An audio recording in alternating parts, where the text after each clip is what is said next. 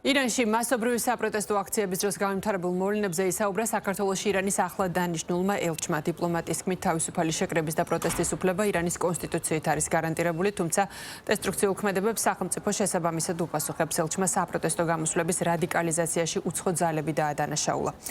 მან ახსენა 1976 წელს მიღებული სამოქალაქო უფლებების შესახებ კონვენცია და აღნიშნა, რომ მეოთხე მუხლის თანახმად სახელმწიფოს თავისი მოქალაქეების უფლებების დასაცავად ზოგიერთ შემთხვევაში აქვს რადიკალური ზომების მიღება. უფლება.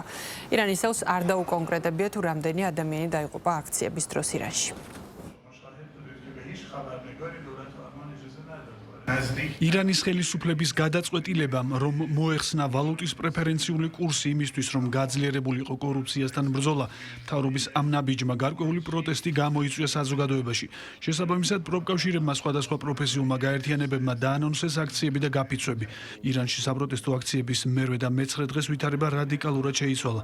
ჩვენ ვნახეთ, როგორ აღმოჩნდნენ პროტესტანტთა შორის ადამიანები, რომლებსაც სახეები ჰქონდათ დაფარული და გადაადგილდებოდნენ იარაღით და პირდაპირ დამიზნებით ესროდნენ ხალხს. ასევე მათი მხრიდან დაიწყო კერძო და სახელმწიფო ობიექტებზე თავდასხმები. პიროვნებებმა, რომელთა იდენტიფიცირება ამ დრომდე ვერ მოხერხდა, თვითონ პროტესტანტების მიმართ გამოიყენეს ცეცხლსასროლი იარაღი, ასევე ბასრი ცივი იარაღი.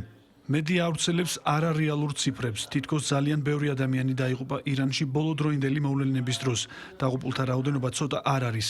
მხოლოდ ერთ დღეს თეირანში 100 ადამიანი დაიღუპა. იმისთვის, რომ ჩვენ გავიგოთ დაღუპულთა და დაზარალებულთა ზუსტი რაოდენობა, ამისთვის საჭიროა საკმაოდ დიდი სამუშაო, რომელიც უნდა გაწიოს პოლიციამ, სხვადასხვა სამართალდამცველმა ძალებმა, საავადმყოფოებმა, სამაშველო ორგანიზაციებმა და ასევე უნდა იქნას შესწავლილი სათვალთვალო კამერების ჩანაწერები.